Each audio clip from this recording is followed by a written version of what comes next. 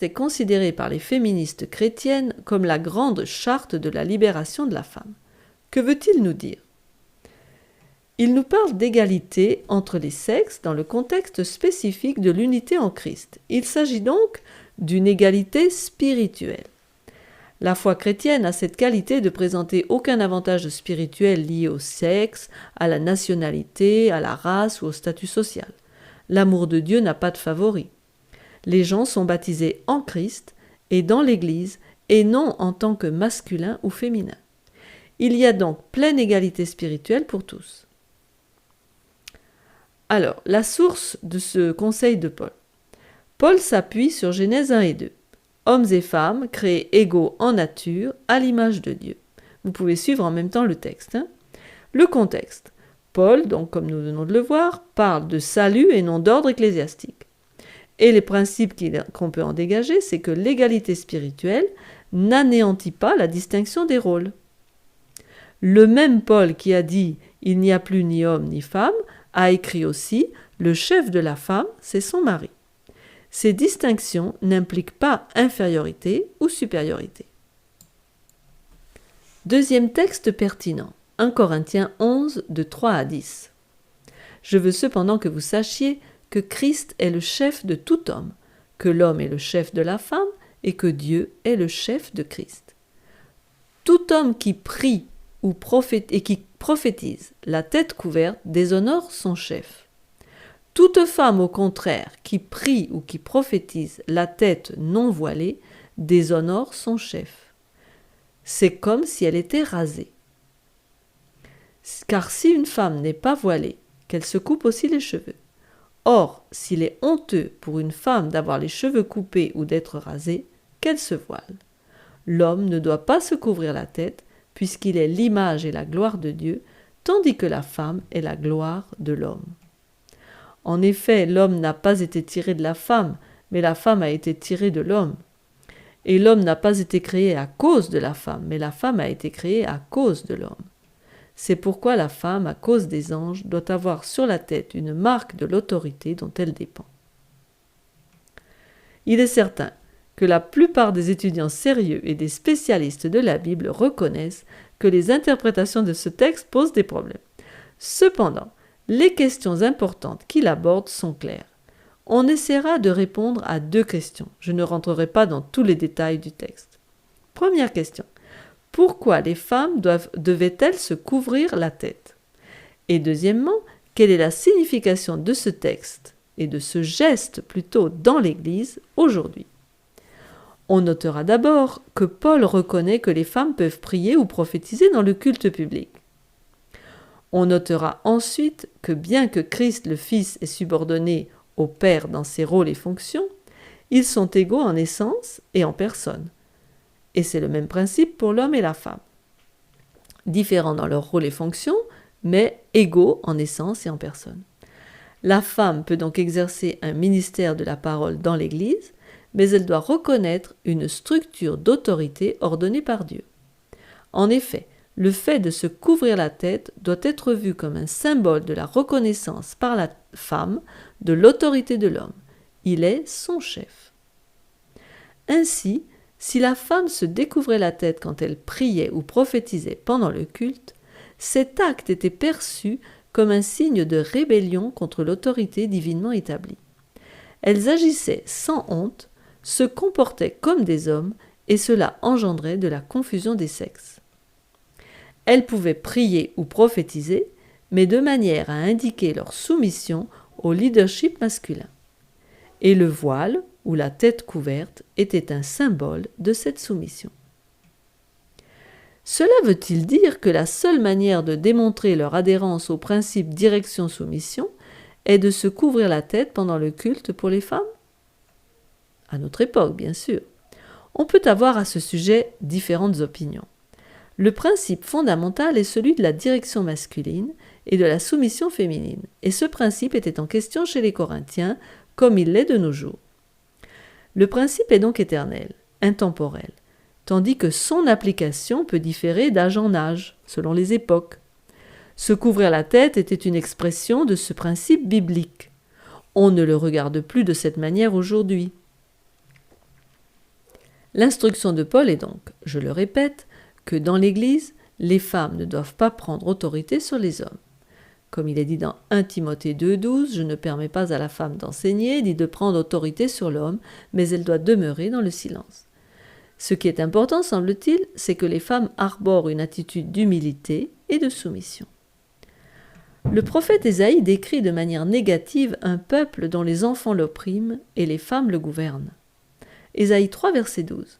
« Mon peuple a pour oppresseur des enfants, et des femmes dominent sur lui. Mon peuple, ceux qui te conduisent t'égarent, et ils corrompent la voie dans laquelle tu marches. » Oui, quand les femmes dirigent, tout le monde y perd, car ce qui est en jeu, c'est la perte de la masculinité et de la féminité. Ainsi, bibliquement parlant, la gouvernance masculine n'est pas en conflit avec l'égalité. Et il nous faut bien observer aussi que des expressions culturelles telles que se couvrir la tête, le baiser de salutation ou le retrait des chaussures dans la présence de Dieu ne peuvent être mises au même niveau que la relation homme-femme ou mari-épouse. Il existe une différence entre l'adaptation culturelle en référence à des actes symboliques, comme se couvrir la tête, et le conditionnement culturel de principes bibliques bien définis, la soumission. Troisième texte pertinent, 1 Corinthiens 14, versets 33 à 35. « Car Dieu n'est pas un Dieu de désordre, mais de paix. Comme dans toutes les églises des saints, que les femmes se taisent dans les assemblées, car il ne leur est pas permis d'y parler, mais qu'elles soient soumises selon que le dit aussi la loi. Si elles veulent s'instruire sur quelque chose, qu'elles interrogent leur mari à la maison, car il est malséant à une femme de parler dans l'Église. » Du chapitre 11 à 14, il est clair que le contexte des remarques de Paul est la conduite appropriée des services d'adoration.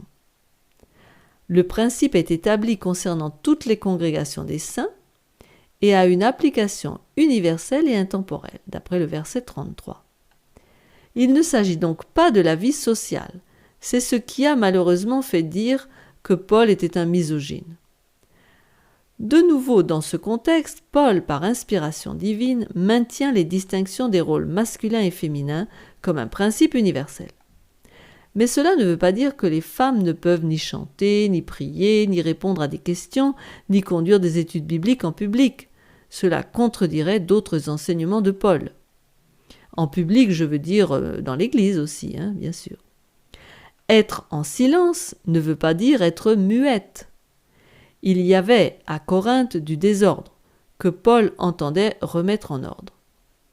Par exemple, certaines femmes interrompaient le sermon, montrant leur irrespect de l'autorité. J'ai même lu, et je ne l'ai pas vérifié, qu'on mettait souvent les femmes à droite ou les hommes à droite et à gauche.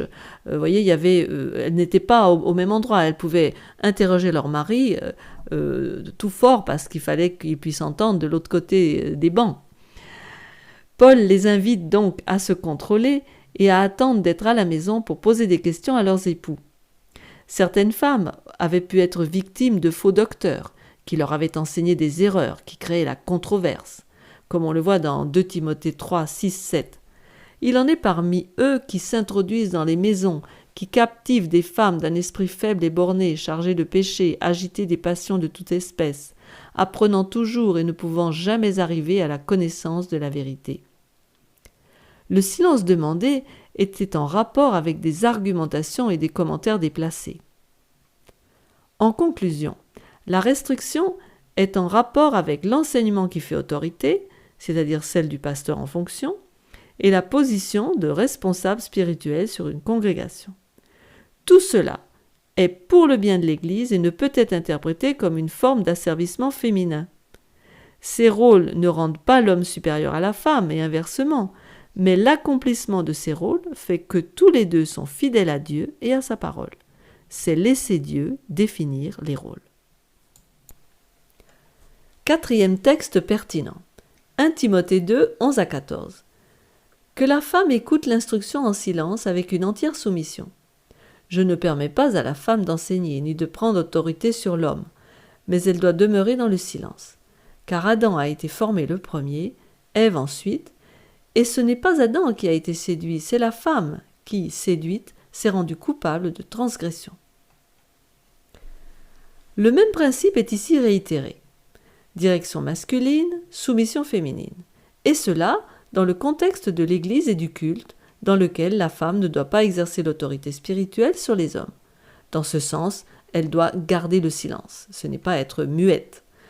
De nouveau, Paul veut-il dire que la femme ne peut jamais parler à aucun moment ? Certainement pas.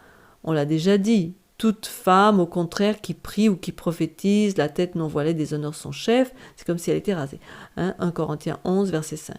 Ce qui est interdit aux femmes, c'est d'enseigner dans les services de culte en tant que pasteur ou autre fonction ecclésiastique, car cela implique l'exercice de l'autorité spirituelle. Après avoir analysé tous ces textes et répété le même principe, je suppose que le sujet de la place de la femme dans l'Église est plus clair. Ainsi, Dieu appelle les femmes au service, mais pas à la fonction de direction dans laquelle leur autorité spirituelle s'exercerait sur les hommes. Manfred Hauck observe : abolir la subordination dans une sphère sociale particulière ne conduira absolument pas à l'égalité universelle. Une égalisation générale des réalités différenciées de la création ne peut être espérée. Les différences supposent une autorité et un subordonné. La consécration des femmes au ministère et leur place dans l'Église sont quelques-uns des symptômes du changement dramatique qui s'opère dans l'Église contemporaine sur la manière de regarder l'expérience humaine. Notre société est hautement humaniste et cherche à combler les besoins humains, les désirs, plutôt que d'être fidèle à la volonté de Dieu. On veut déculturiser la Bible, lui enlever ses éléments patriarcaux, on veut la réécrire pour la femme, pour l'homosexuel et pour d'autres. Qui doit décider quelles parties de l'écriture ont de la valeur et de l'autorité ? Sommes-nous libres de questionner les paroles de l'Éternel, infini, de revoir ses décisions et ses statuts, de les valider, les réviser, les reformuler ou les annuler selon notre gré ? Nous ne pouvons confier le salut de nos âmes à un modèle ou standard plus bas que la décision d'un juge infaillible. Si Dieu est notre guide et sa parole notre conseiller, alors nous marchons dans des sentiers sûrs. L'Église doit constamment cribler les normes culturelles d'aujourd'hui et les différencier des vérités intemporelles des Saintes Écritures. L'histoire a montré que quand les femmes entrent en compétition avec les hommes dans l'Église, ceux-ci souvent quittent l'Église. Les femmes continuent leur lutte pour gagner l'autorité sur les hommes. Comme Ève, qui a eu gain de cause, amenant Adam à renoncer passivement à son autorité. Les femmes jouissent de leur triomphe un moment, mais au fond, elles ont du mépris pour ces hommes qui leur donnent le contrôle. Tu ne peux pas être un homme vraiment viril ? Elles doivent alors se demander ce qu'elles ont fait pour encourager leur gouvernance. Depuis Adam et Ève, la tendance naturelle des hommes est à l'irresponsabilité et celle des femmes à la domination. Quand ces complexes antiques sont extrêmes, la société décline rapidement. Autrefois, les femmes savaient qu'elles étaient la puissance derrière le trône et que la main qui berçait l'enfant gouvernait le monde. Aujourd'hui, il n'y a plus personne derrière le trône, dans bien des cas, ou bien le trône est abandonné. Et la main qui berce l'enfant est le bureaucrate de la garderie.